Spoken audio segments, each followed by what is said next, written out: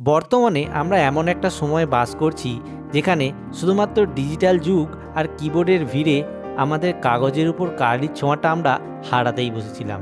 কিন্তু আমি আবারও ফিরলাম পুরনো সেই নস্টালজিয়ায়।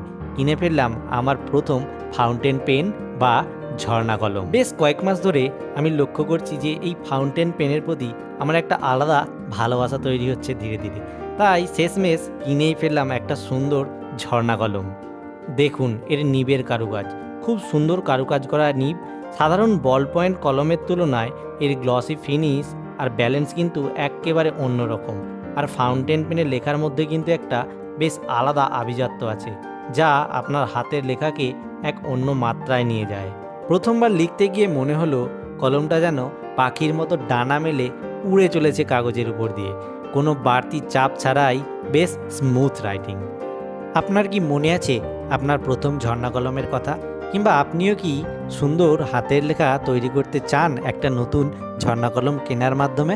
অবশ্যই কমেন্ট করে জানান আমায়।